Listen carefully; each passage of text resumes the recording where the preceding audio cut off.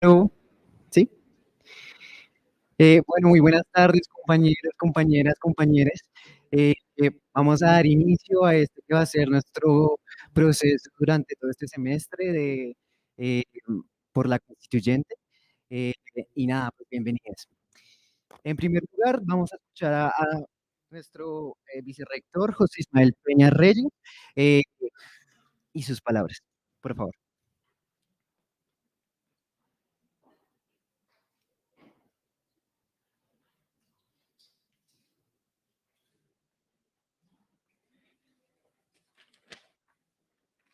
Bien, buenas tardes para todas, para todos, para todes.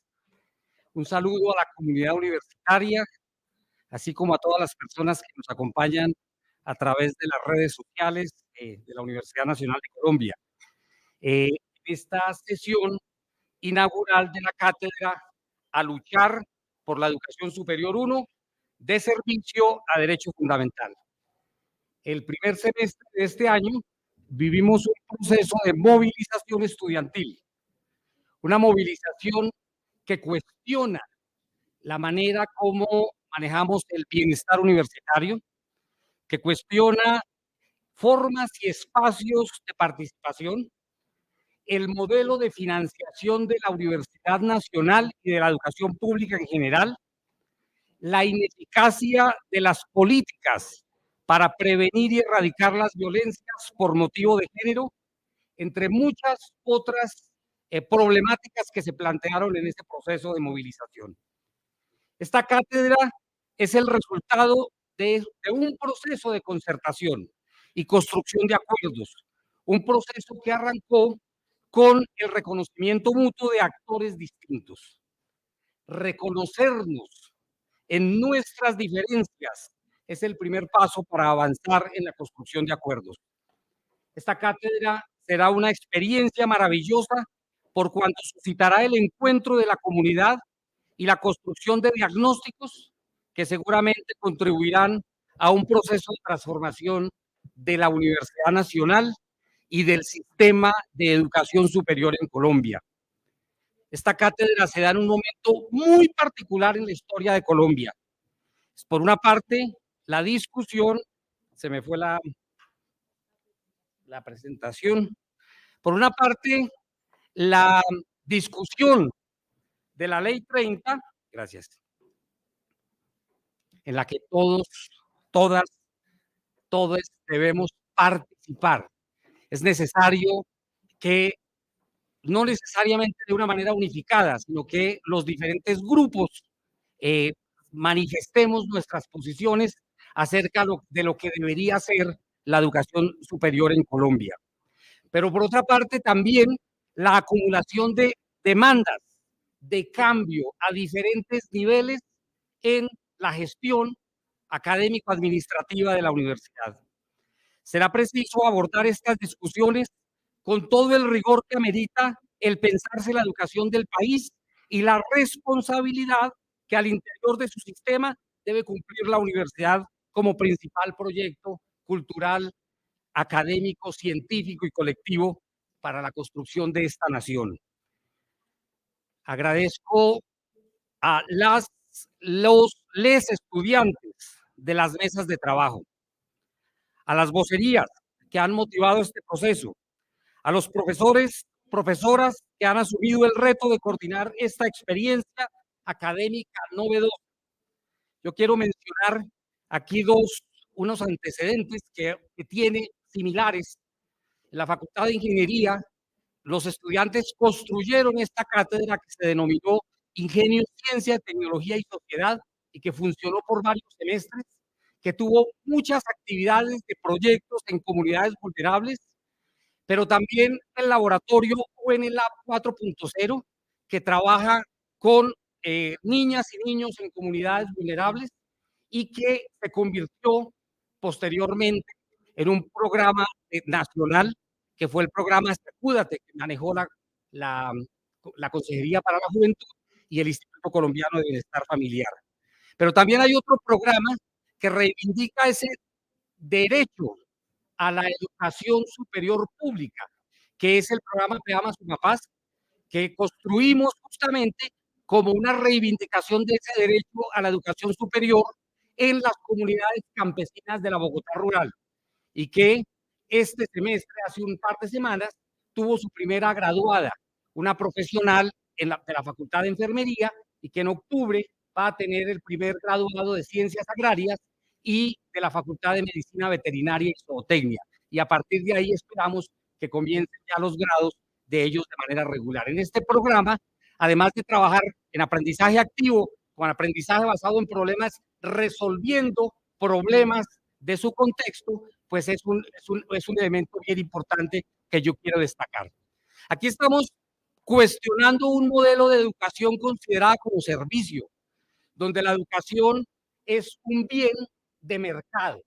Estamos cuestionando a un Estado que ante ese bien de mercado, pues tiene unas dificultades de regulación, de financiación y de garantía de prestación del servicio. Pero por otro lado hablan los estudiantes, las estudiantes, de una educación como derecho. Y yo quiero mencionar 4 nombres que es necesario estar trabajando. John Stuart Mill, quien define el derecho a la educación superior como un derecho para desarrollar las capacidades de racionamiento crítico de todos los individuos, y entre otros elementos, como condición de garantía de posibilidad de una sana democracia. También está Dewey, quien habla de que la educación superior debe ser un proceso de liberación, que debe preparar a los estudiantes para enfrentar los retos de la vida moderna y para ser ciudadanos responsables. Y por supuesto, Paulo Freire, quien habla de educación superior como un proceso de liberación donde se deben cuestionar las estructuras de poder y se debe luchar por la justicia social. Y hay un autor menos conocido que desde otro bando reivindica el derecho a la educación superior, que es Martin Crowe. Él habla de preparar, de brindar las posibilidades a cualquier persona en cualquier momento de su vida. Por ejemplo, habla de multigeneracional, de no ser excluyente, de modo tal que las personas tengan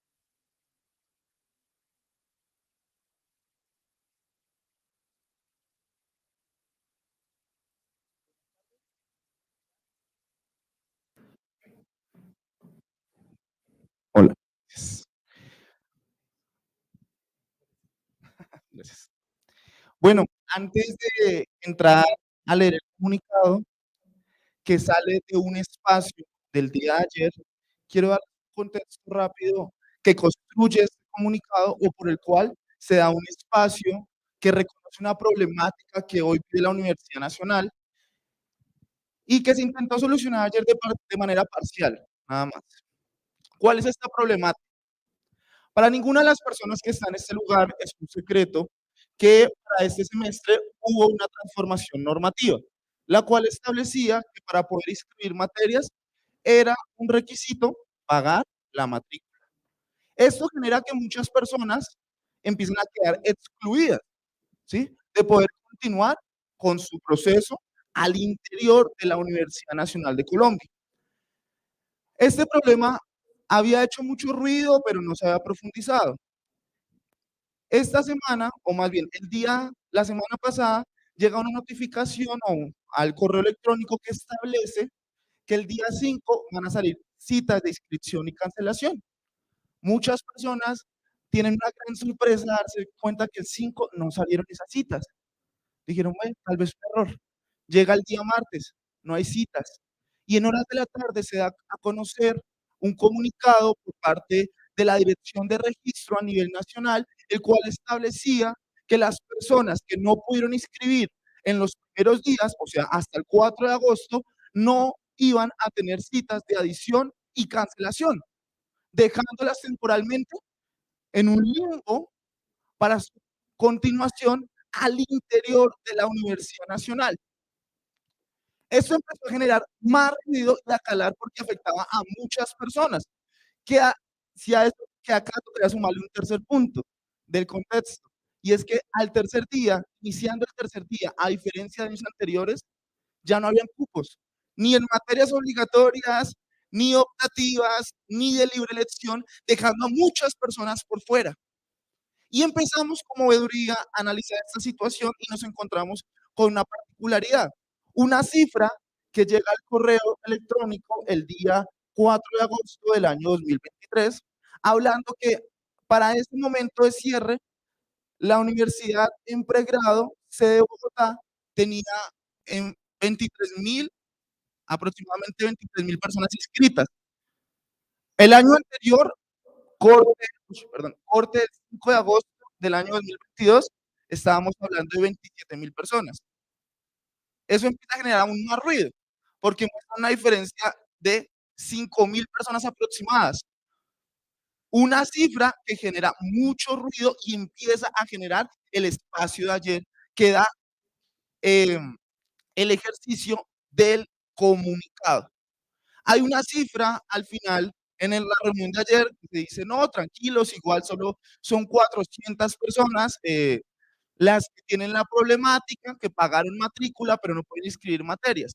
400 personas sigue siendo una cifra alarmante, pero sigue existiendo otra cifra alarmante mientras no salga valga la redundancia, la cifra actualizada por parte de la Universidad Nacional de Colombia.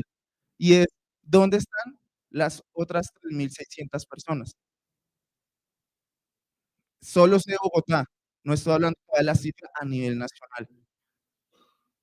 Eso es muy preocupante para una universidad que está manejando un discurso hacia afuera de accesibilidad, permanencia y graduación, mientras que internamente toma decisiones y reinterpretaciones de la norma de manera arbitraria.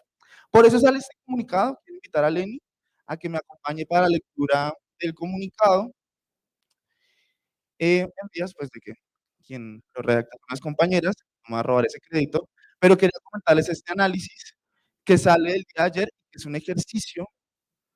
Este comunicado responde a la discusión de ayer, pero también a unas exigencias que salen del día de ayer, mientras no hayan claridades al interior de la Universidad Nacional de Colombia. Bueno, hola, buenas tardes, ¿cómo están? Perdón la tardanza. Qué bonito verles y qué bonito que estemos acá reunidos, reunidas y reunidos en esta cátedra que es un logro del movimiento estudiantil, específicamente del paro del semestre pasado. Entonces, como decía Noel, pues este comunicado lo hicimos el día de ayer y pues por ende recoge algunas exigencias, contextos, descripciones y demás. Entonces me dispongo a leer. Comunicado al área administrativa. El día miércoles 9 de agosto del presente año se gestó una reunión en la que hubo un proceso de deliberación colectiva para abordar las problemáticas que nos acogen como comunidad universitaria con respecto a las garantías académicas, pero también a condiciones de permanencia, inscripción de asignaturas, avance en el porcentaje de la carrera y graduación en la universidad. De esta reunión se enuncia que la publicación de las citas de inscripción se dieron a conocer el día anterior al inicio de las fechas de inscripción de asignaturas, que debido a la interpretación de la norma que se presentó de manera arbitraria por parte de la DINARA, no se presentaron citas de adiciones y cancelaciones, así como fue negado el aplicativo de sobrecupos para personas que no tenían materias inscritas, así hubieran pagado el primer recibo. Que se envió la orden a las facultades de negar los sobrecupos a quienes no tenían materias inscritas y remitirlas al acuerdo 350 del 2021. Que la falta de cupos es a nivel nacional y se ve agravada por el requisito de pago del primer recibo por inscribir materias, las cancelaciones recogidas en las garantías del paro 2023-1 y la falta de planta docente para garantizar cupos, grupos y asignaturas. Que la reinterpretación de la norma hecha por la dirección de la DINARA no le corresponde, pues esta entidad no tiene decisión jurídica y cambia las reglas históricas de inscripción sin previo aviso, atentando en contra del estudiantado, situación que se ha repetido desde que Fernán Villa llegó a ser director. Que las fallas administrativas de la universidad sobrecargan a las personas que trabajan en las secretarías de facultad y dificultan la calidad académica del estudiantado. Que las facultades y departamentos han dejado de dictar asignaturas optativas por cumplir con la demanda de obligatorias, aunque estén en los planes de estudio, o que no brindan solución a algunas asignaturas que todos los semestres tienen exceso de solicitudes de sobrecupo o cuellos de botella, o demoran entre 2 o 3 semanas en tener docente contratado o contratada. Que a raíz de estas problemáticas también responden al congelamiento de la planta docente y la desfinanciación histórica de las instituciones de educación superior públicas. Son estas mismas problemáticas las que el semestre pasado nos llevaron a movilizarnos. Este proceso de largo aliento pareció encontrarse en unas negociaciones en donde concurrieron el vicerrector, la directora de Bienestar, las vocerías estudiantiles y, como garantes, el presidente y vicepresidente de Sintra Unicol. Esta firma de acuerdos con la Vicerrectoría de la sede de Bogotá, pactada en el mes de abril del 2023, contiene en sus puntos la garantía de no causar ningún tipo de represalias académicas, disciplinarias, psicológicas, políticas, entre otras, para las personas que participaron en aquella coyuntura.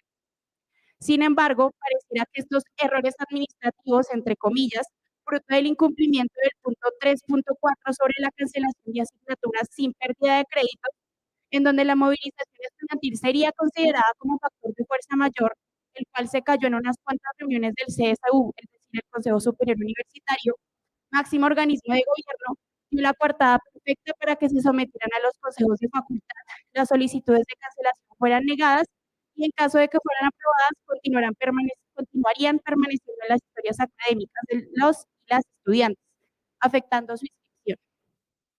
Así, para las personas que lograron aplicar por sobrecupo, les están haciendo firmar un compromiso de no cancelación, otras asisten a clases aunque no estén en la lista y otras hacen largas filas para ver si pueden entrar a cualquier asignatura con tal de no quedarse sin estudiar.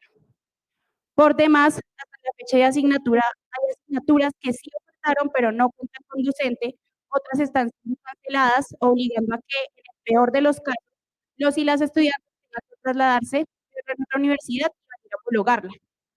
Todo esto sucede mientras que docentes denunciados por violencias basadas en género, como Oscar Quintero y Fabián Zanabria del Departamento de Sociología, continúan dando clases magistrales, respaldados por la institución a pesar de que exista la sentencia 3061 del 2022, resultado de un proceso judicial contra este último docente, quien abusó a uno de sus estudiantes, escrachado por una de las colectivas de antropología, en donde este presenta una acción de tutela que después de un largo proceso de lucha falla a favor de la colectiva e insta a la universidad a ejercer acciones afirmativas al respecto.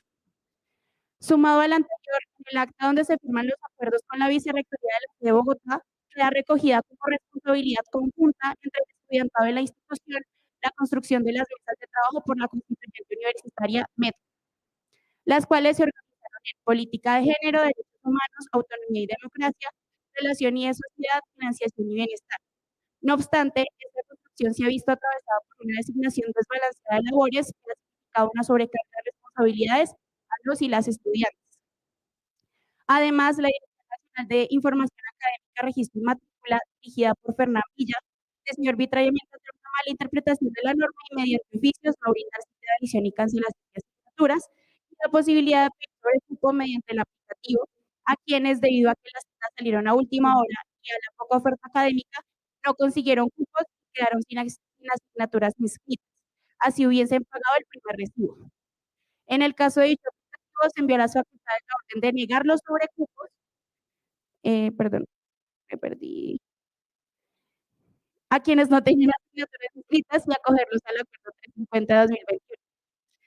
Lo anterior se reduce a una diferencia de aproximadamente 5.000 personas de estudiantes matriculados de un año a otro, comparado a las cifras brindadas por la misma dirección en los años 2022 y 2023, bloqueando el acceso como la permanencia al estudiantado, generando afectaciones psicológicas y pérdida de clases.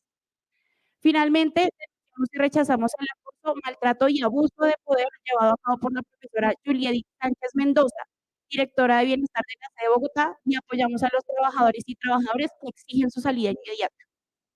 Por eso exigimos, primero, un pronunciamiento claro de la DINARA y de la universidad sobre el cambio de interpretación de la norma, teniendo en cuenta el acuerdo 008 de 2008, Estatuto Estudiantil. Segundo, que se reexpidan los recibos de matrícula para los estudiantes que lo requieren. Tercero, que la universidad habilite citas de adición y cancelación a las personas que no pagaron el primer recibo o que no inscribieron asignaturas entre el 1 y el 4 de agosto. Cuarto, la renuncia de Fernán Villa, director del DINARA, debido a los problemas presentados, las extralimitaciones y arbitrariedades ocurridas. Quinto, que se amplíe la planta docente y la oferta de cursos. Sexto, que por medio del CSU las facultades y departamentos abran nuevos cupos o grupos para las asignaturas con gran cantidad de solicitudes de sobrecupo. De igual manera, que se haga verificación de todas las facultades y departamentos que estén ofertando los cursos que legalmente deben ofertar. Séptimo, que se respete la memoria de las personas desaparecidas del movimiento estudiantil, que deben de imponerse restricciones y amenazas para la toma de espacios estudiantiles, especialmente con la pinta de la Plaza China. Damos un plazo máximo de respuesta hasta el viernes 11 de agosto a la medianoche para que la Universidad Nacional de Colombia, sede Bogotá, nos responda de manera clara, genere acciones afirmativas y deje de incumplirnos como estudiantado.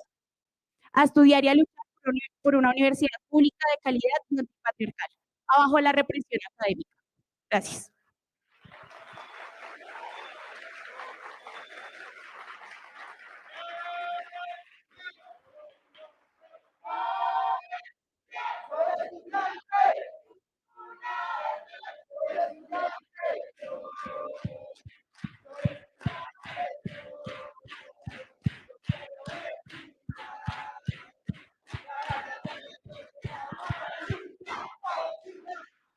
Muchas gracias por la atención, gracias por el espacio. Recuerden, esto es no solo para Vicerrectoría, sino para el CSU. Y concluimos con una cosa muy importante. Ayer solo se le puso la pura con las citas. Y citas para 400 personas. ¿Dónde están los 3.600? No, 400 personas que enfrentan el problema. Las otras 3.600, según la cifra que nos da 400, y los otros 3.600 se quedan por fuera por no poder pagar. Entonces, ¿dónde están nuestros 3.600 compañeros, compañeras y compañeras en este lugar? Muchas gracias. Muchísimas gracias.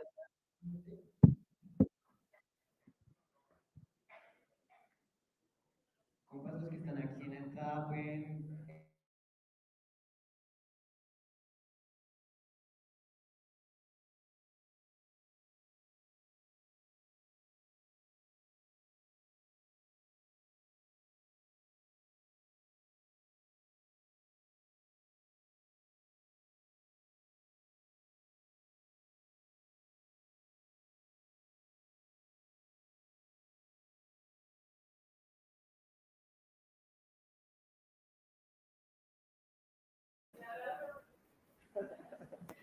Hola.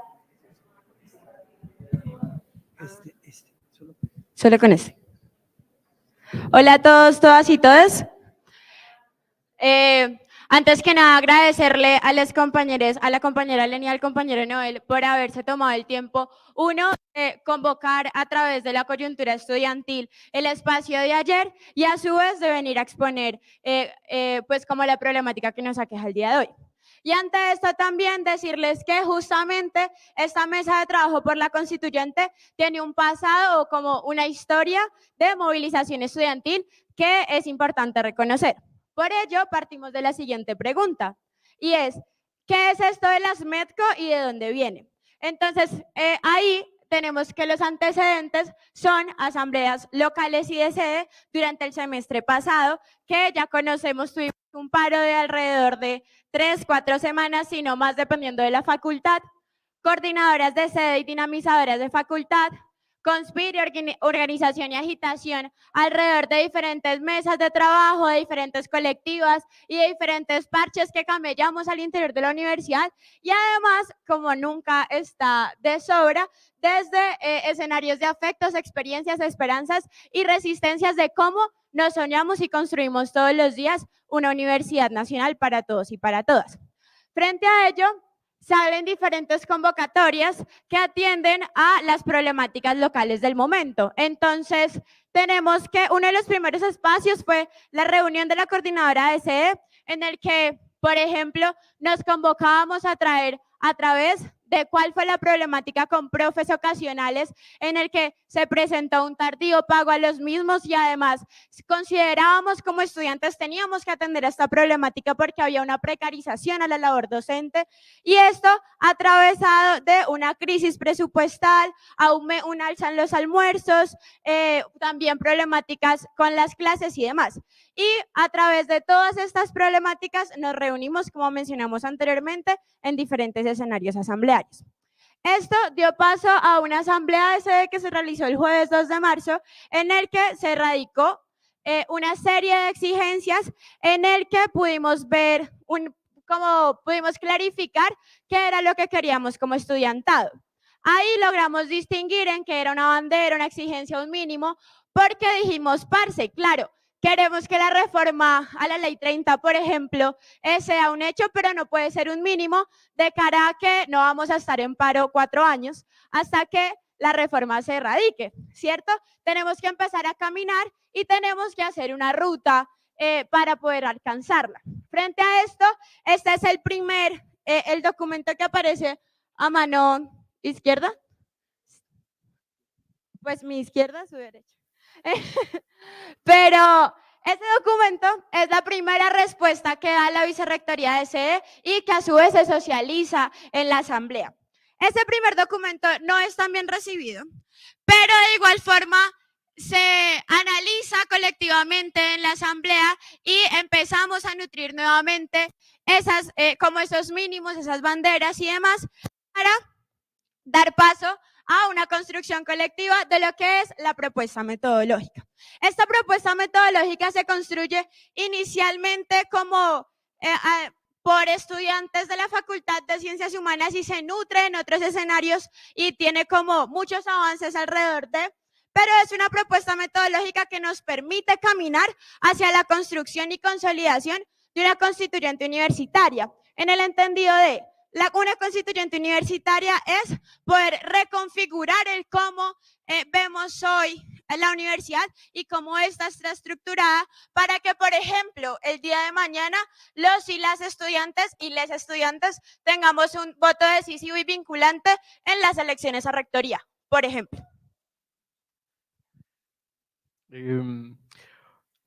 Con tu energía es difícil seguir. Pero bueno, no, acá algo importante es puntualizar porque pusimos este elemento y especialmente esta cartelera que fue construida en una cafetería por alrededor de 7 estudiantes que nos reunimos un fin de semana. Y es porque si bien esto fue, digamos, un elemento que intentó como decantar un poco, dar un esquema a todas esas banderas, exigencias mínimos que teníamos de cara también a nuestros mecanismos de presión, no se quedó ahí. Esto ha sido una construcción colectiva. Entonces, esta misma propuesta metodológica se llevó a diferentes espacios, a coordinadoras, dinamizadoras, asambleas de departamento, facultad, lo charlamos y lo hablamos en medio de asambleas votándolo en diferentes palabras. O sea, realmente este ejercicio fue muy, muy nutrido y yo diría, ahora viendo y haciendo toda esta recopilación de estas experiencias, que desde la persona que ojalá esté en este auditorio que creó ese flyer para citarnos a la coordinadora fue importante pues para que se diese todo este proceso, ¿no? Esto es importante porque es atender a que este espacio en el que estamos recoge una voz colectiva, que si bien ahorita está a cargo y digamos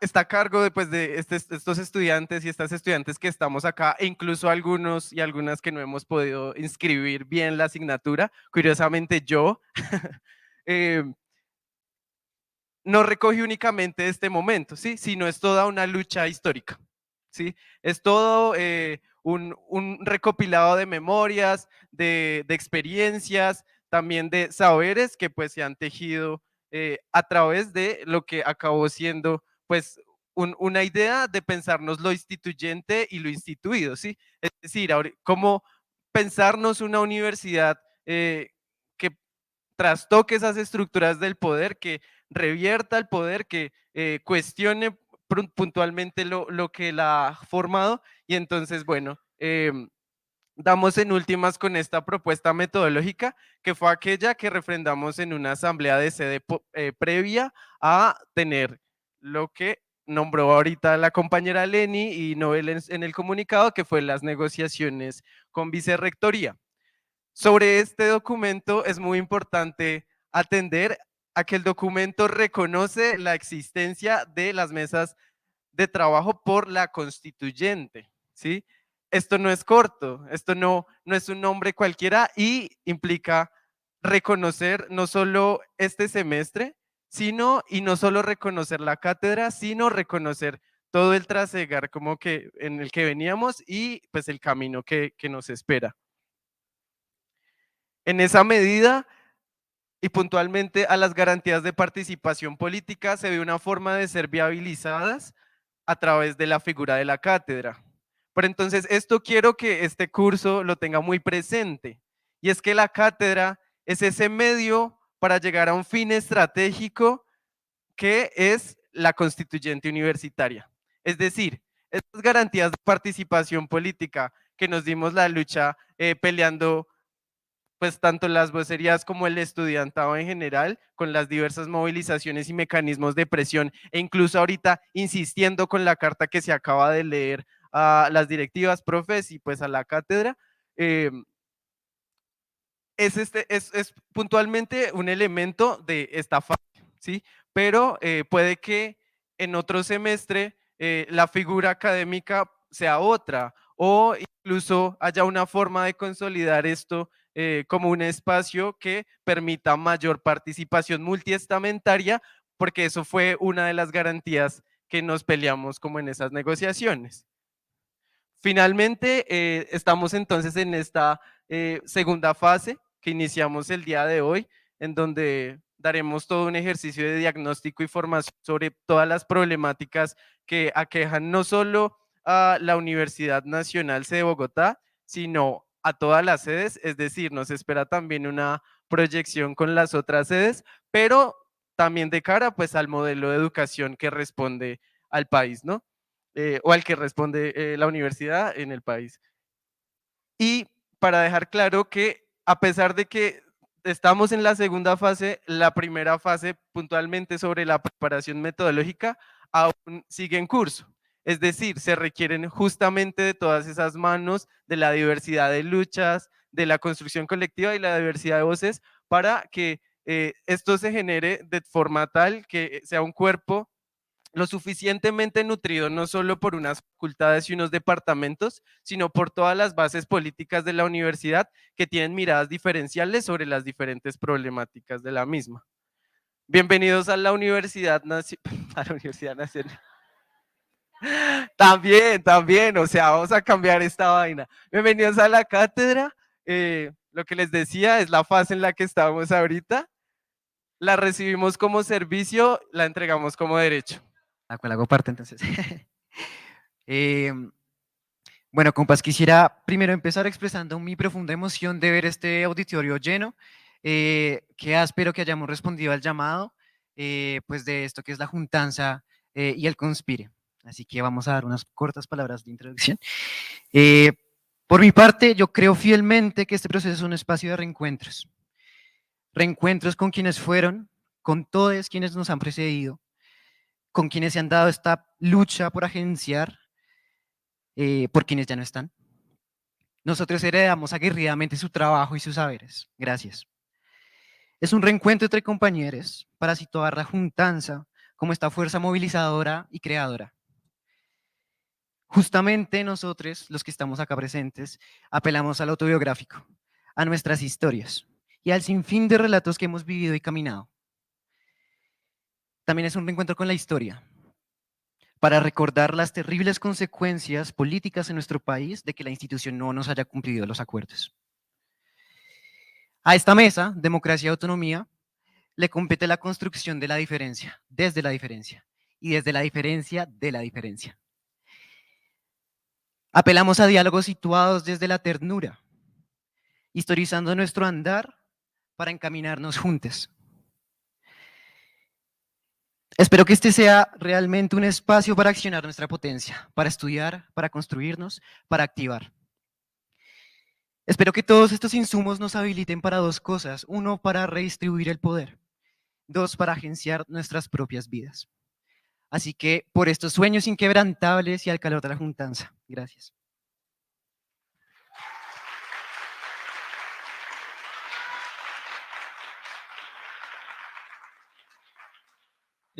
Buenas tardes, compañeras, compañeros, compañeres. Es muy gratificante poder saludarles en la sesión inaugural de nuestra cátedra. Digo nuestra cátedra porque, como ya lo habrán dicho, pues es resultado, es ganancia de la movilización estudiantil del semestre anterior, pero la cátedra recoge años de acumulados de lucha de la movilización social por la educación. Yo estoy acá como monitor del grupo de Democracia y Autonomía Universitaria, al cual he acompañado desde el semestre pasado. Digamos que conecto ese acompañamiento y la labor que voy a hacer como monitor con la militancia que llevaba a cabo en el movimiento estudiantil desde el año 2018. En este caso, pues, en el grupo de Democracia y Autonomía Universitaria ahondaremos en la formación y en las propuestas alrededor de las temáticas asociadas con la democratización de la universidad.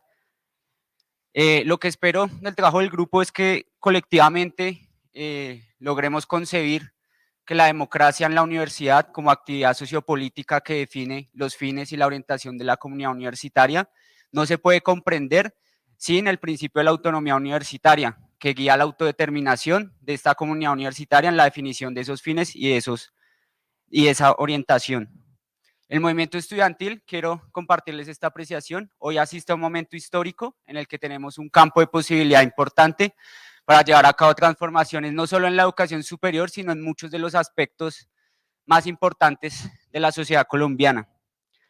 Entonces, la cualificación de la movilización estudiantil debe ser clave. Esta cátedra camina en esa vía, labra ese camino, con un objetivo puntual que es lograr la garantía de la educación superior como derecho fundamental y bien común para todas y todos. Gracias.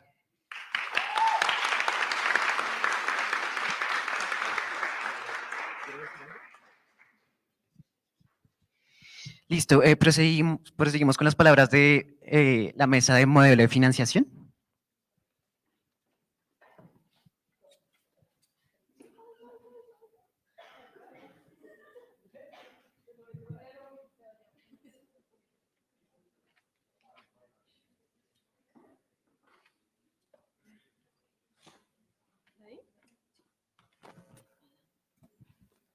Hola a todos, todas y todes, ¿cómo están?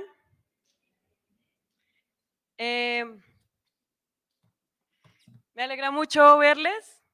No nos veíamos desde el paro del semestre pasado, desde los campamentos, las ollas comunitarias, que son espacios que nos definen precisamente como un proceso de construcción colectiva, y estoy muy feliz de volver a verles. Pues yo soy la estudiante auxiliar monitora de la mesa de modelo de financiación. Estuvimos desde su creación misma, cuando en la asamblea de sede pues se ratifica la creación de la mesa de modelo de financiación, y me parece muy importante que podamos precisar a las personas que pertenecemos a esta mesa sobre pues, los alcances, ¿no? Nuestros sueños a partir de la financiación, porque para muchos y para muchas la discusión sobre la financiación es técnica, y dentro de la mesa pues decidimos que la discusión iba a ser política. porque precisamente poder garantizar una financiación de la transición del servicio al derecho fundamental de la educación deviene una financiación integral a partir de la desfinanciación estructural de la educación superior en Colombia. Entonces, pues nos alegra muchísimo que puedan participar aquí personas de diferentes áreas del conocimiento, facultades, escuelas, formas o perspectivas políticas, para que precisamente sea la posibilidad de esta, la primera versión de la cátedra, discutir sobre los asuntos de la financiación, máxime cuando está en curso proyectos de ley y diferentes políticas para transformar el modelo a partir precisamente de la fórmula de financiación. Voy a socializar brevemente cuáles son los alcances, objetivos y el carácter que tenemos como mesa. Primero que todo, pues esta mesa tiene un carácter multiestamentario, de participación amplia, política, abierta, libre, con principios de horizontalidad y autonomía, contra la agudización del neoliberalismo para la formación y cualificación en términos financieros y de garantía de derechos, con base en la discusión política, la difusión y el acceso democratizado de la información y la formulación de propuestas. ¿Cuál es nuestro objetivo general? Desarrollar colectivamente debates, propuestas e iniciativas para la transición de la educación de servicio a derecho fundamental y bien común, analizando los desafíos y las necesidades de carácter financiero y de acceso a derecho en rechazo a las políticas neoliberales que buscan su mercantilización y privatización de cara a un nuevo modelo de educación superior gratuita y universal y hacia el proceso por la constituyente universitaria en la Universidad Nacional. Y eso es importante tenerlo en cuenta porque tenemos dos retos. No solamente discutir cuál es el modelo de educación superior que precisamente va a priorizar no solamente la educación como derecho, sino la discusión de derecho fundamental. ¿Cuáles son los principios técnicos, políticos e ideológicos que deviene la discusión sobre el derecho como la educación como derecho fundamental?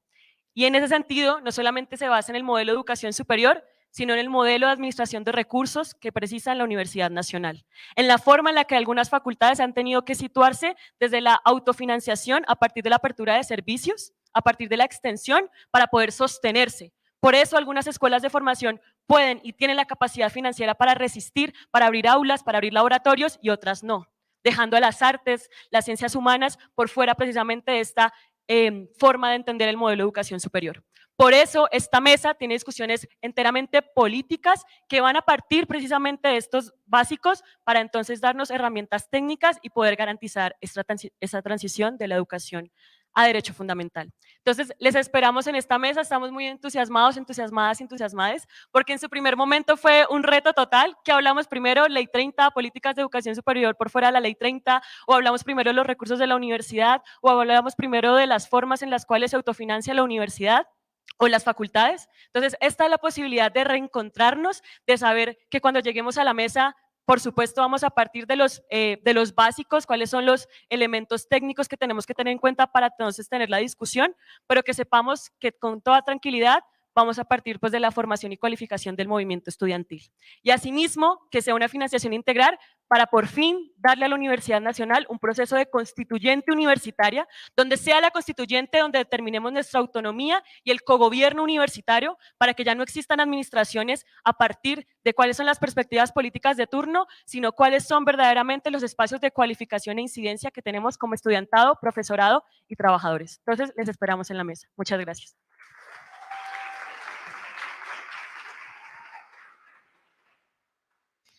Seguimos con la mesa de política de género.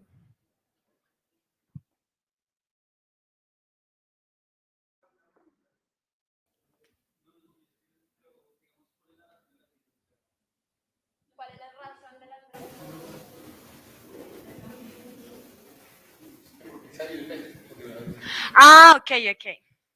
bueno, sí.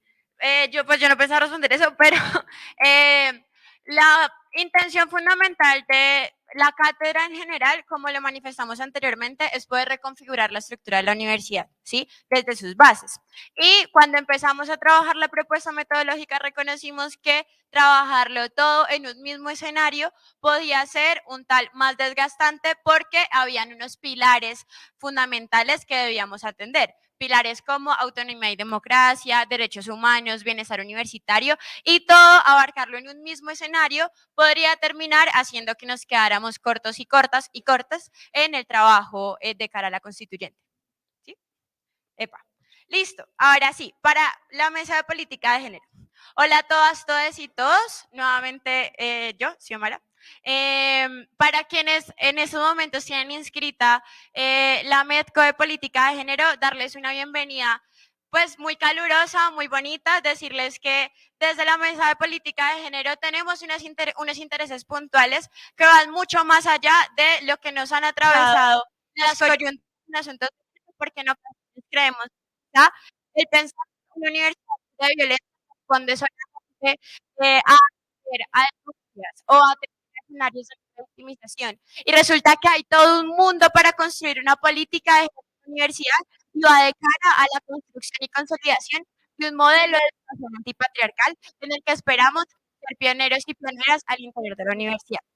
Con ello, fundamentalmente, la mesa tiene 3 objetivos puntuales. El primero es identificar las problemáticas relacionadas con asuntos de género en la sede, también en el entendido de que no podemos dar solución y propuesta a algo que no conocemos. Entonces, el primer escenario de la mesa será hacer un diagnóstico de estas problemáticas y con ello pasaremos a discutir la efectividad de las actuales estrategias alrededor de asuntos de género que se tienen en la sede. Entiéndase, discutir cuál es la efectividad de la resolución 1215 del 2017, que es la que en estos momentos enmarca la ruta de atención y prevención a violencias basadas en género.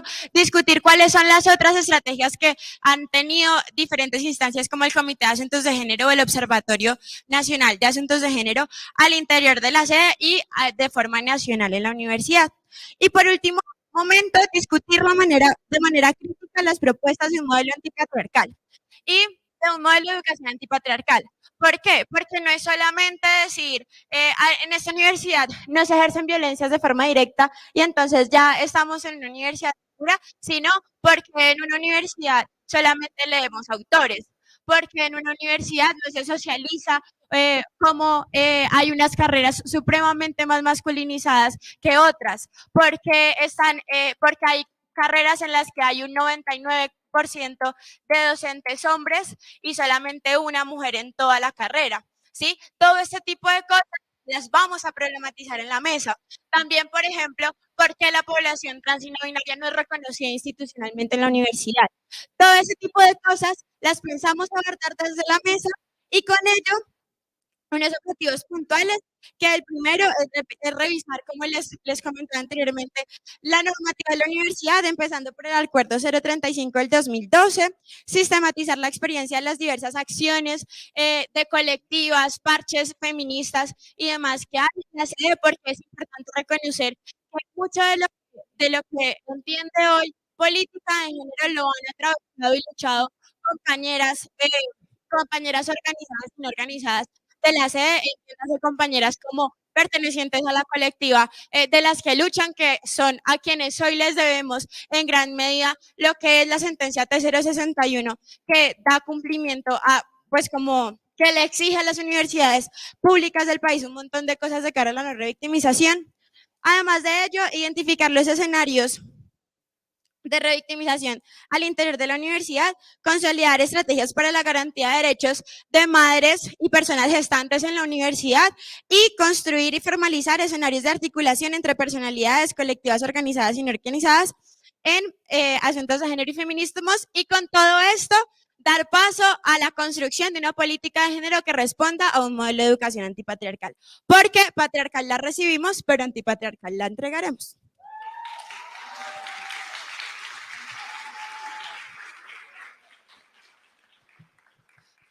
Gracias. Vamos a seguir con la mesa de bienestar.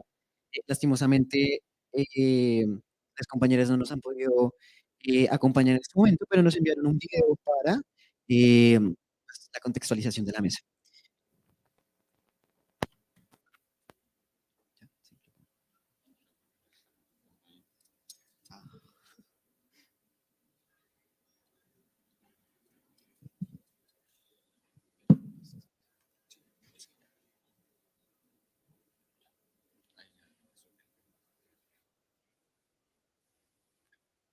Industrial de la Facultad de Artes en la sede de Bogotá, orgulloso de ser parte de esta cátedra y de la invitación que hacen los estudiantes a sumarme al acompañamiento del proceso que adelantará la mesa que está abordando los temas de discusión en torno al bienestar universitario.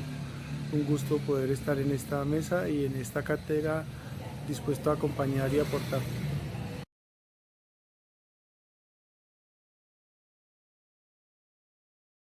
Hola, mi nombre es Angie Romero, estudiante de la Facultad de Ciencias de la Salud y el Desarrollo Humano. Me siento emocionada por asumir el rol de estudiante auxiliar y brindar acompañamiento en la mesa de bienestar. Desde mi perspectiva, el bienestar es un aspecto crucial y transversal a cualquier actividad académica y laboral. Es por ello que el trabajo colectivo es esencial para el desarrollo y crecimiento de la comunidad universitaria en su totalidad.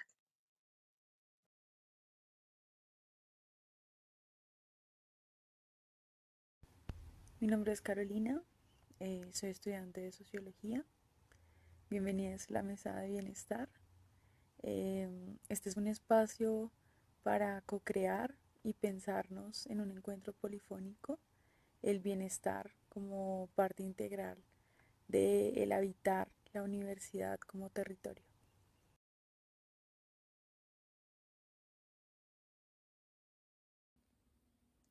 Hola, mi nombre es Jairo Moreno, estudiante de Psicología y representante de Bienestar de la Facultad de Ciencias Humanas. Realmente me complace enormemente estar en un espacio como este en el que podamos compartir sentires, experiencias y vivencias en torno al bienestar y muchos otros temas. Considero que no solamente vamos a poder explorar las dinámicas, concepciones y conceptualizar lo que es el bienestar, sino también desde la autonomía y... ¿Cuál es el objetivo que nosotros o que yo veo? Es 2 puntos. El primero es hacer o recalcar sobre este espacio. Quisiera señalar que es un espacio, como lo han dicho todos, todas y todes, de construcción colectiva, pero también es un espacio inédito. Yo creo que no ha habido antes un antecedente, digamos, como este, y eso implica que va a haber todo un reto, ¿no? Todo un conjunto de retos, y entre ellos, pues, de entrada, pedirles mucha paciencia, porque la construcción colectiva exige paciencia. Y también exige mucha empatía y mucho respeto. Y como nosotros estamos en la Mesa de Derechos Humanos, obviamente eso es lo básico. También recibirlos de manera muy, muy calurosa. Nuestra mesa, sobre todo, quiere trabajar y construir sobre los problemas de seguridad y de violaciones de derechos humanos al interior de la universidad. Ese es un problema muy antiguo y es un problema transversal. Sobre todo queremos hacer un diagnóstico, pero también una reflexión sobre cómo se manejan esos problemas, dejar de pensar solo en la solución de la seguridad de una perspectiva coercitiva y pensar también en una perspectiva primero de conocimiento de las causas, de acompañamiento y de prevención. Al final, yo creo que este espacio nos representa un reto, pero también un compromiso enorme, no solo acá a los coordinadores, coordinadoras, a los monitores, monitoras que han hecho un trabajo enorme, sino a ustedes. La invitación es a ser responsables en ese compromiso. ¿Y qué implica la responsabilidad? Participar y apropiarse del espacio. Participar es muy importante, ¿no? Hacerlo porque si no, como que esto pierde el sentido, se desconfigura. Entonces, ese era simplemente invitarlos, invitarlas, invitarles a que hagan parte de la mesa. Vamos a, como me lo ha manifestado la mesa, como lo hemos construido, vamos a formar en derechos humanos a defensores y defensoras. Ese es nuestro primer objetivo. También el Comité de Derechos Humanos, crearlo, fortalecerlo. Acá les dejo a Naomi para que nos... Hola a todos, ¿cómo están?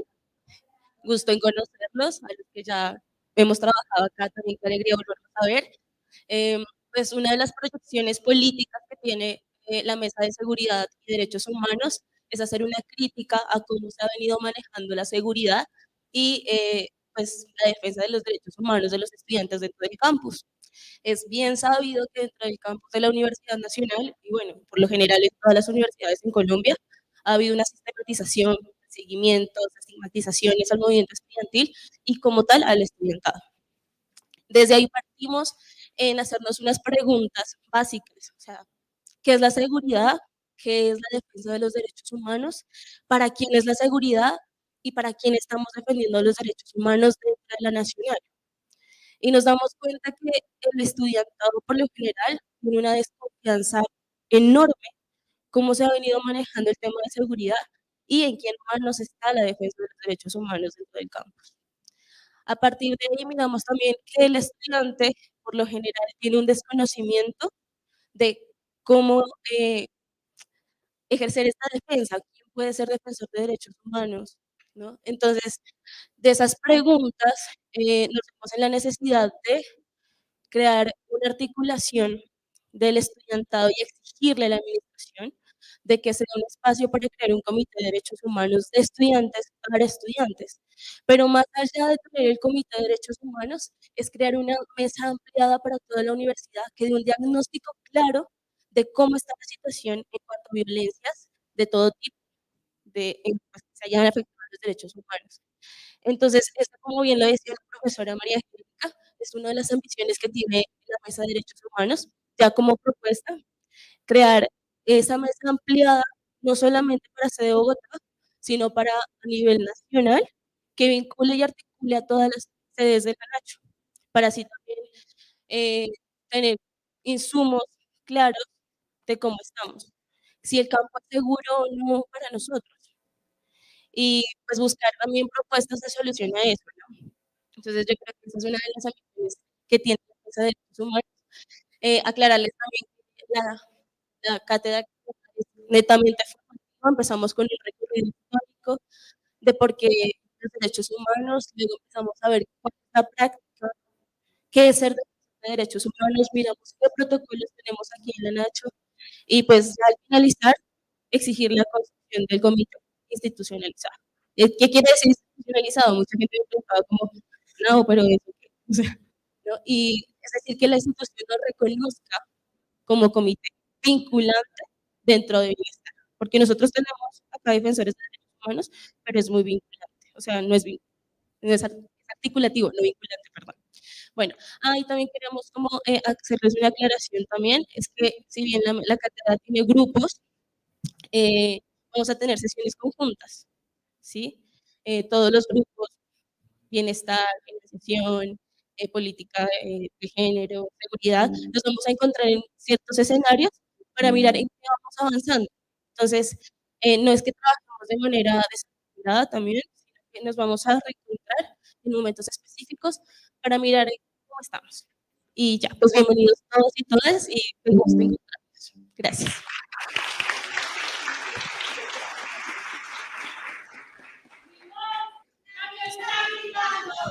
Mi sueño es que sigan entero y sepan que solo muero si ustedes van aflojando, porque el que murió peleando vive en cada compañero. Con nuestras muertes y un minuto de silencio, toda la vida de combate. Hasta siempre, hasta la victoria. Hasta la muerte, venceremos y será hermoso.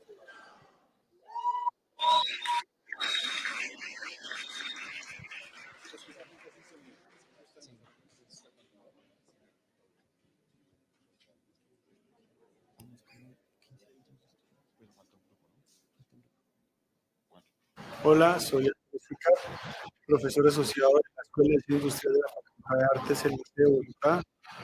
Orgulloso de ser parte de esta cátedra y de la invitación que hacen los estudiantes a sumarme al acompañamiento del proceso que adelantará la mesa que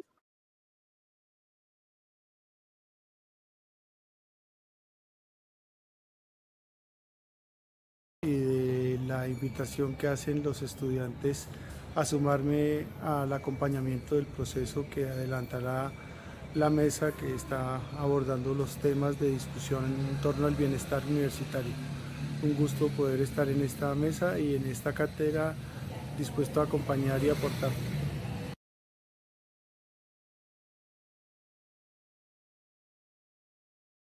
Hola, mi nombre es Angie Romero, estudiante de la Facultad de Ciencias de la Salud y el Desarrollo Humano.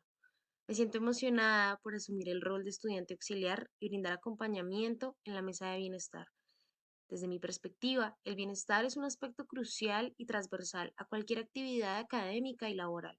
Es por ello que el trabajo colectivo es esencial para el desarrollo y crecimiento de la comunidad universitaria en su totalidad.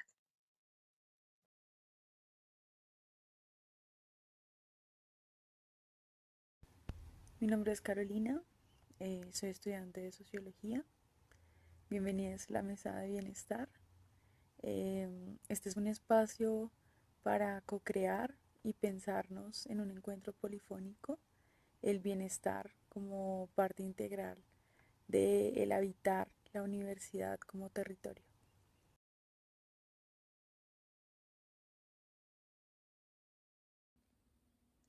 Hola, mi nombre es Jairo Moreno, estudiante de Psicología y representante de Bienestar de la Facultad de Ciencias Humanas. Realmente me complace enormemente estar en un espacio como este en el que podamos compartir sentires, experiencias y vivencias en torno al bienestar y muchos otros temas. Considero que no solamente vamos a poder explorar las dinámicas, concepciones y conceptualizar lo que es el bienestar, sino también desde la autonomía y desde el trabajo conjunto, generar propuestas que no solamente pues resignifiquen lo que concebimos como bienestar, sino también replantear las dinámicas que pues conllevan a esto.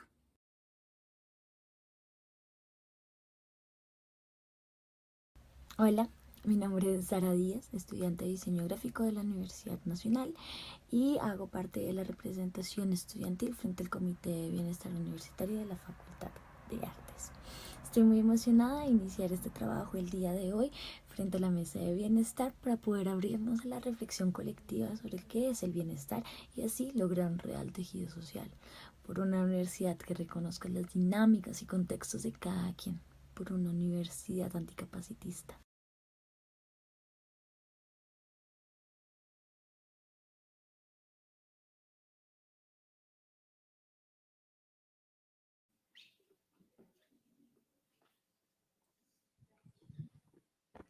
Hola a todos, todas y todes.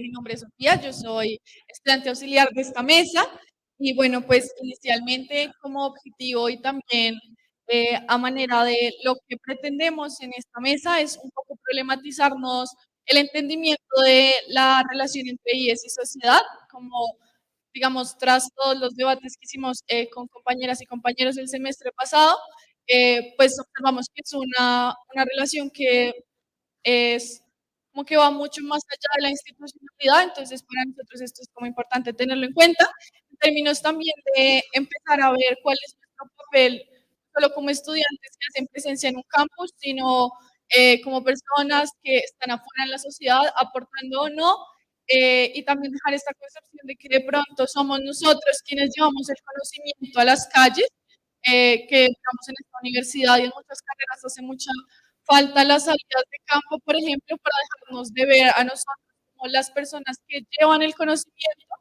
y también dejar de ver a otras personas como objetos de estudio. Nuestra sociedad no es un objeto de estudio, nosotros somos parte de la sociedad. La Universidad Nacional está en construcción de un proyecto de nación constante. También es eso, ¿qué proyecto de nación estamos construyendo? ¿Este funciona?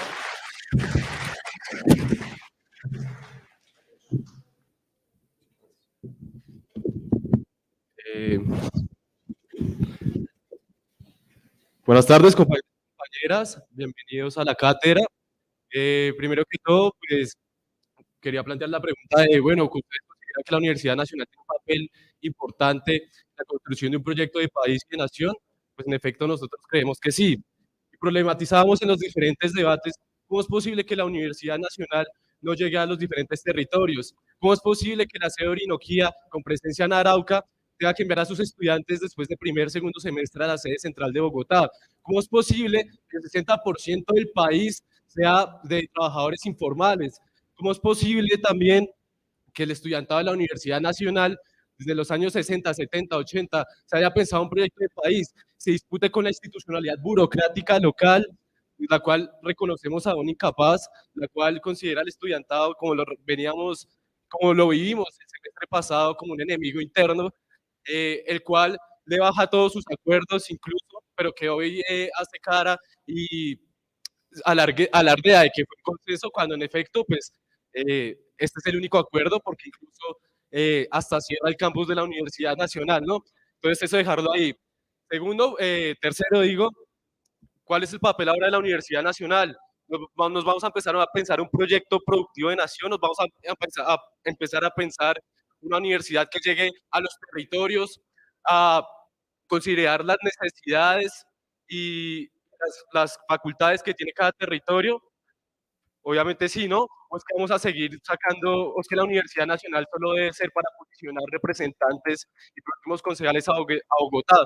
Pues no, compañeros y compañeras, el papel y lo que nos pensamos en esta mesa es pensarnos el papel de una nueva Colombia libre y soberana, un estudiantado participativo. Y quisiera cerrar con una frase de alguien que en los 60 se pensaba el estudiantado como un elemento fundamental de esta construcción de país. Entonces, prosigo. Esperamos que los estudiantes respondan a esta llamada que les hace su patria en este momento trascendental de su historia y que para eso pongan su ánimo a oírla, a seguirla en una generosidad sin límites. Ahí la dejo, compañeros. Bienvenidos a la Mesa de Relaciones y de Sociedad y a construir una Colombia libre y soberana. Por una Colombia libre y soberana, unidad y lucha. Por una Colombia libre y soberana, unidad y lucha, lucha, lucha. No dejes de luchar por un Estado obrero, campesino y popular. Y lucha, lucha, lucha. No dejes de luchar por un Estado obrero, campesino y popular.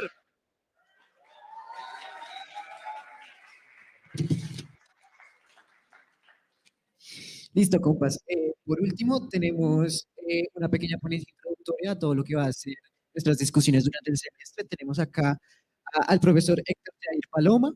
Él es vocero de la Cumbre Popular Urbana, activista del movimiento estudiantil desde la década de los 90, gestor cultural y de participación. También ha trabajado en el derecho a la ciudad y el territorio, en los planes de desarrollo y en los planes de ordenamiento territorial. Así que démosle una calurosa bienvenida, por favor.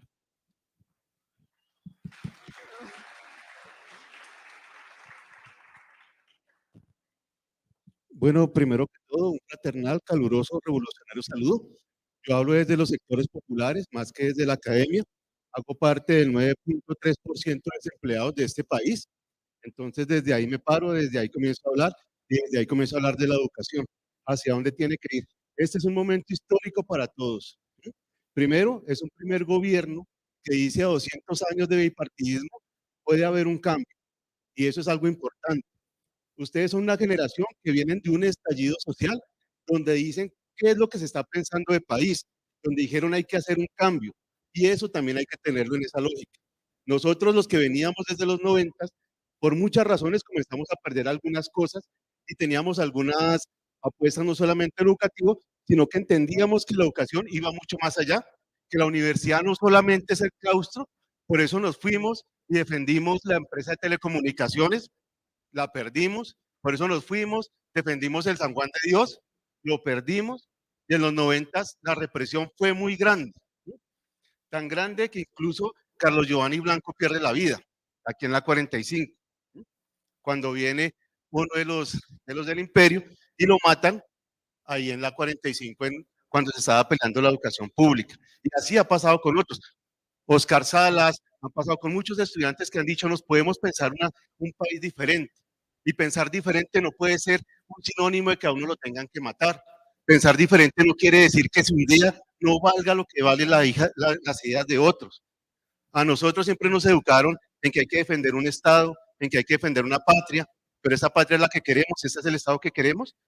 O este es el momento, cuando decimos bien un momento de reformas, donde podemos plantear qué tipo de educación es la que queremos, qué tipo de educación es la que queremos para la gente que viene detrás de nosotros, cómo vamos cambiando y cómo vamos creando esos paradigmas. Ustedes ya están planteando algunos.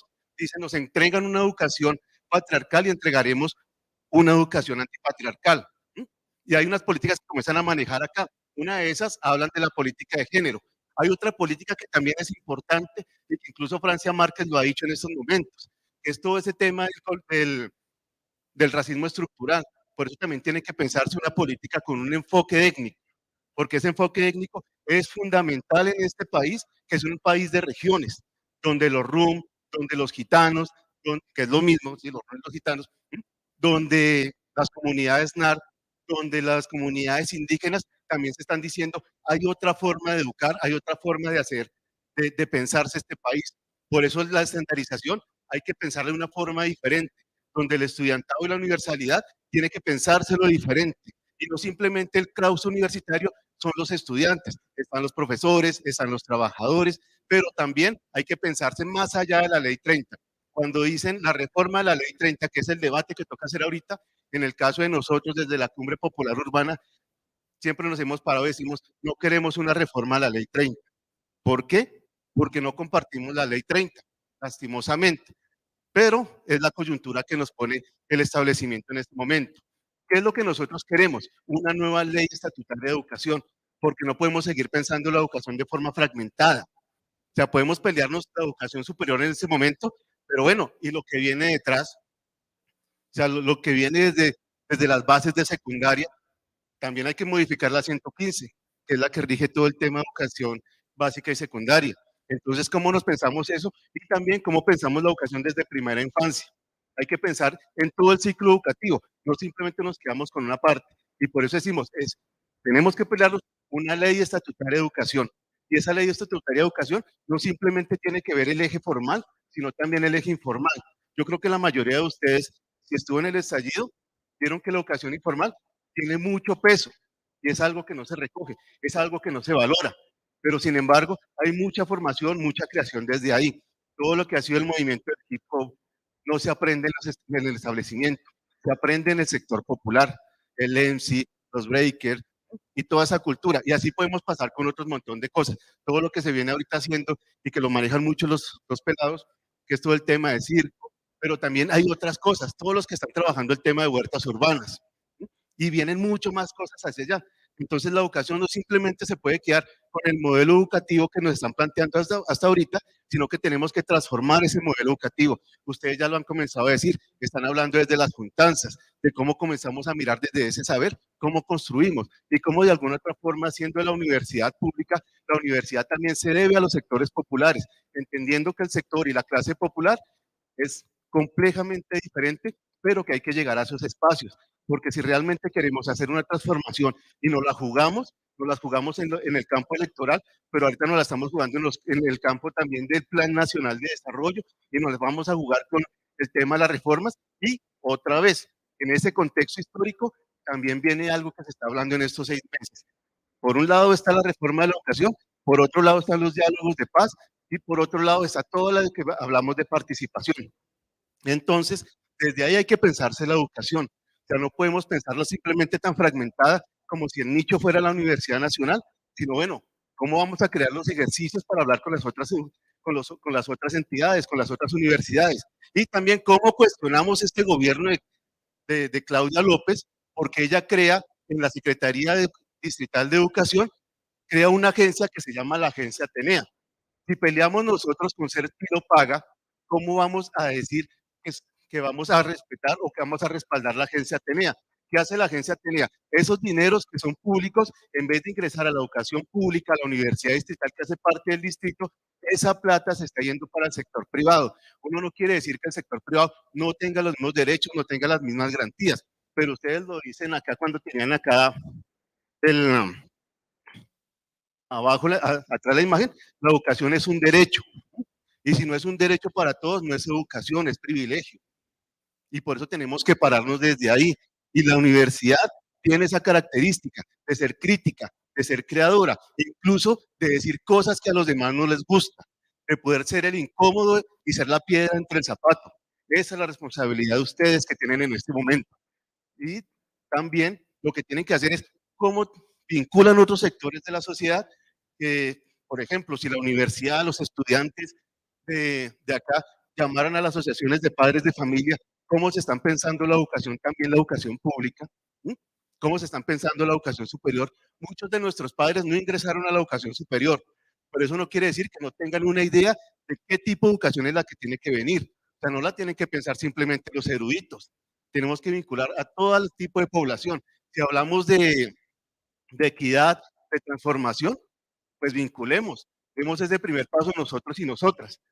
¿Cómo vamos a hacer ese tipo de vinculación? ¿Cómo vamos a abrir la universidad? ¿Cómo hacemos que la universidad realmente dialogue con la comunidad, que la comunidad dialogue con la sociedad y cómo vamos construyendo esos pasos hacia adelante? Son como algunos elementos que comenzamos nosotros a pensarnos desde la Cumbre Popular Urbana. Nosotros hablamos del derecho a la ciudad y cuando hablamos del derecho a la educación de la ciudad, hablamos de ese derecho a la educación. Y desde ahí miramos que las brechas educativas cada vez se van cerrando más. La gente no tiene a veces la accesibilidad de la educación superior. Y son un montón de gente que como uno hace parte de ese 9.3% de desempleo, que así como uno también están tratando de buscar otras formas y mucha gente prefiere irse de la ciudad, del país, a estudiar en otros países porque aquí la educación ya de posgrados, de doctorados, es muy costosa. Entonces, ¿cómo vamos haciendo un ejercicio de que realmente la educación sea un derecho? Y por eso decimos, tiene que ser una ley estatutaria donde se mire todo en general.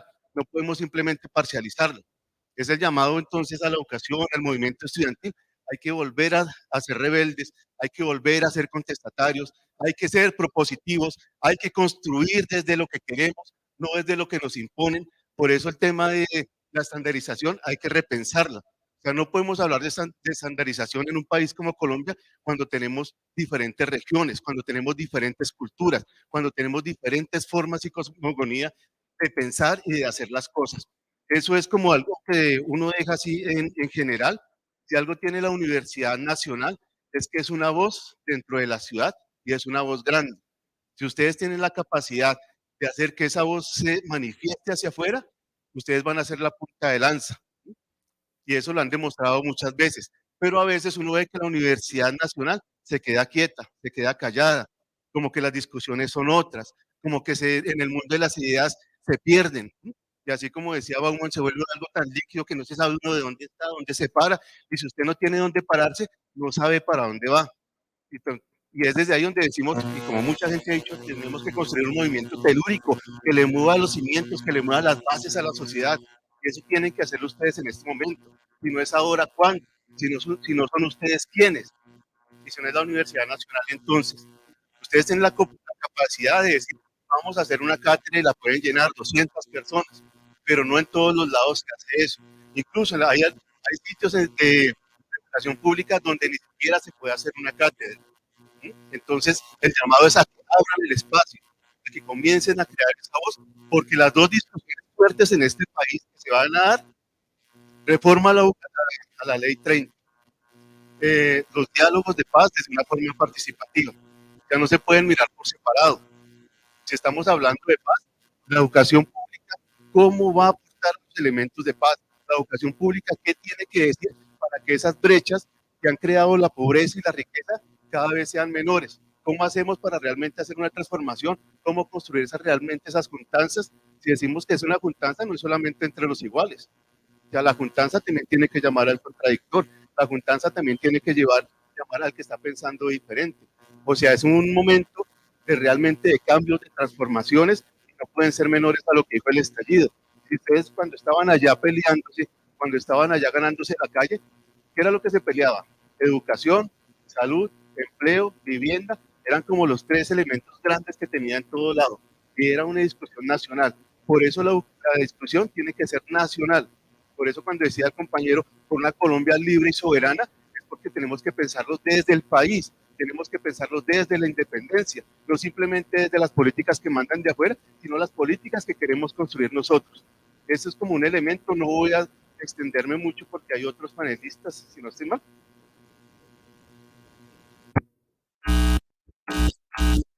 Listo. Sí, no, yo lo que hago es muy final, porque me dijeron que era una expresión viene el debate, para hacer un debate, no traje ni siquiera exposición ni nada, simplemente como un llamado hacia dónde es que tenemos que dirigir acá el espacio de cátedra.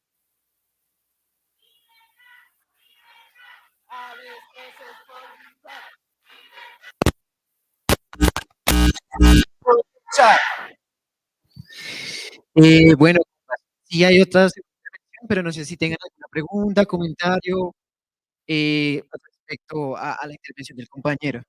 Acá hay una.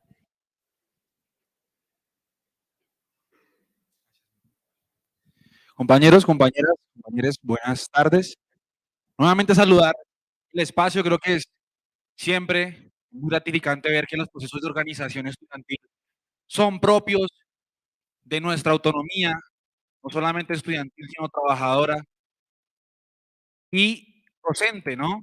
Sin embargo, hay que hacer una primera retroalimentación y es que si queremos que este proceso tenga un fruto real, un fruto constitutivo, necesitamos fundamentalmente recalcar a la vicerrectoría, a la rectoría nacional, que es importante la garantía de docentes, trabajadores y trabajadoras de nuestra universidad, no solamente de la planta administrativa de la universidad, sino también los tercerizados y tercerizadas en este régimen. Es fundamental, con invitación abierta, claramente está.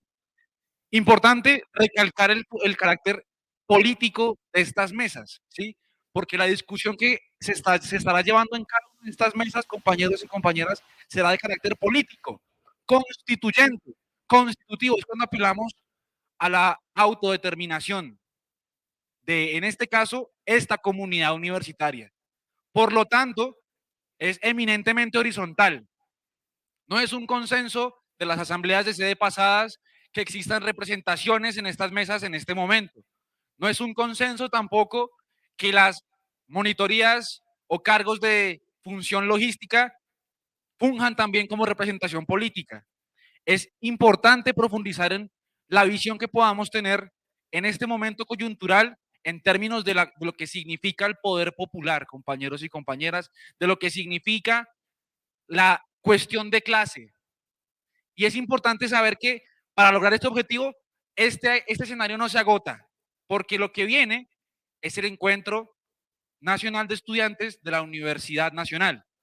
Es importante que proyectemos que estas propuestas que están proyectadas a mediano y largo plazo solo tendrán realmente vigencia si logramos hacer de esta bandera una bandera nacional, que comprometa al gobierno nacional, Ministerio de Educación y a la Rectoría de la Universidad Nacional. En ese mismo sentido, decía que el movimiento estudiantil no se agota en este espacio, compañeros y compañeras.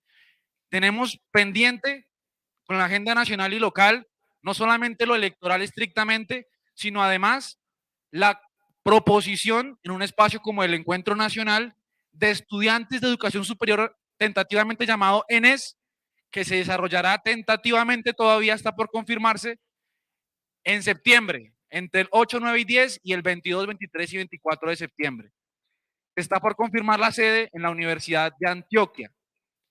De cualquier manera, hay un dinamizador nacional citado el próximo viernes a las 4 de la tarde, 6 de la tarde, porque por si también requieren estar en esta reunión, lo podamos hacer posible.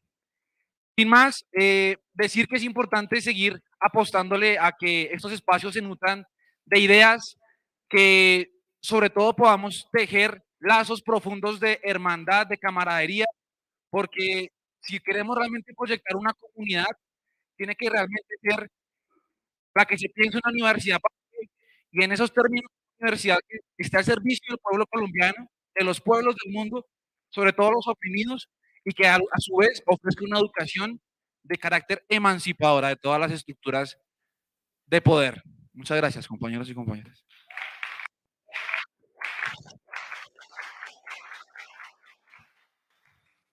Listo. ¿Hay alguna otra intervención? Tenemos una más y ya estamos próximos a cerrar. ¿No? Listo. Entonces acá el compañero quiere hacer una intervención rápida. No, entonces no. Perfecto. Listo. ¿Quiere hacer?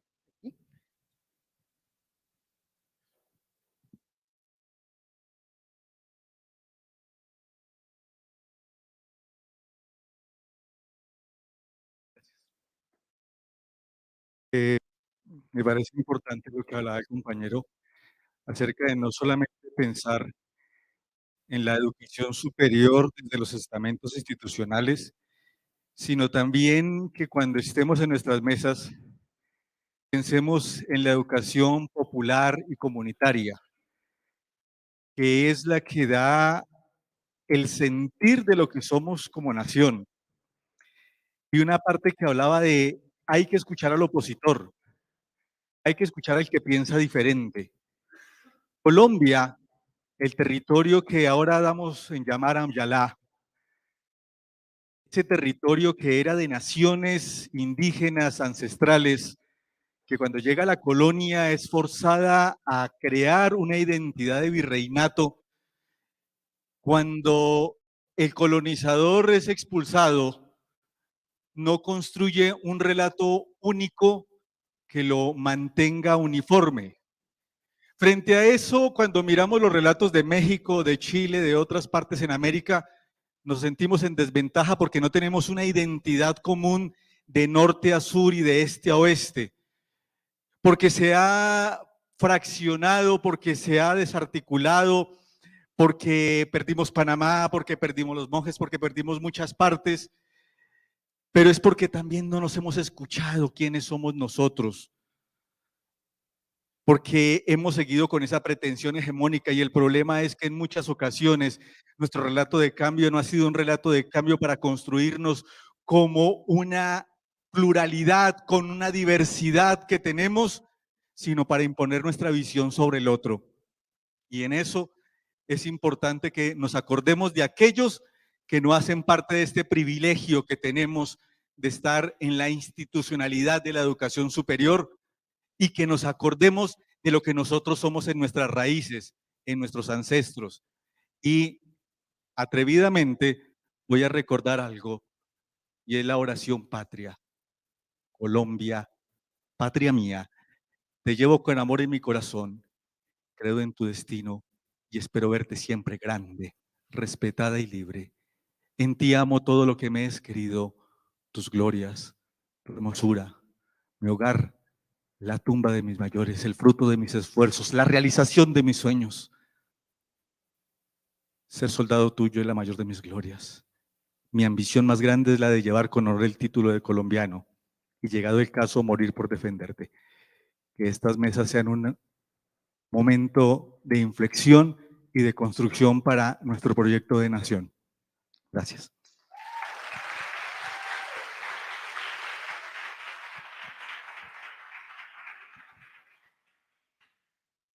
Sí, una pequeña aclaración en lo técnico. Compañeras, compañeros, el día de hoy nos acompañan también estudiantes egresados y egresades que ayudaron bastante en la construcción de todo este movimiento, de todo este espacio. Queremos como agradecerles enormemente e instar a que la participación en las mesas es multiestamentaria. Esto es bien importante tenerlo presente en la medida de que no es únicamente los estudiantes que lograron inscribir la materia, sino también aquellos que quieran participar de forma amplia y las y los docentes que nos acompañan el día de hoy. Ojalá el próximo semestre tengamos y este mismo semestre tengamos mucha mayor participación de las y los trabajadores y de las y los administrativos y ya, pues era para puntualizar eso.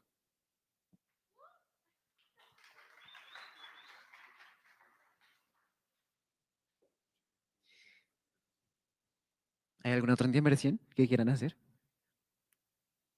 Breves. Bueno, solo unas anotaciones finales respecto a lo que será nuestra cátedra. La próxima cátedra se va a hacer individual, cada mesa se va a reunir, a sus correos les va a llegar el salón y pues va a ser a la misma hora. Ya vamos a proyectar eso. ¿Tienen alguna pregunta, duda, inquietud? La tercera sesión vamos a volver a hacer la conjunta. Va a iniciar con una intervención de quien está coordinando, pues como de forma la cátedra, que es el profesor Mora, y vamos a hacer un panel sobre la reforma a la ley 30. De ahí en adelante vamos a tener pues las sesiones individuales cada mesa y nos reuniremos a mitad del semestre para ver cómo vamos y nuevamente a final del semestre. Ahí están para que le tomen una foto.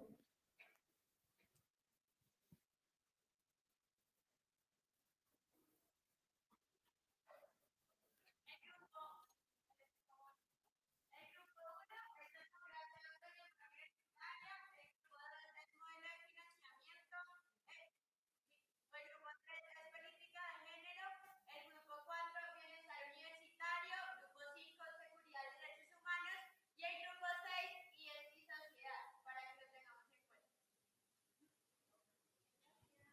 Listo, compas, muchísimas gracias por asistir y nada, a camellar.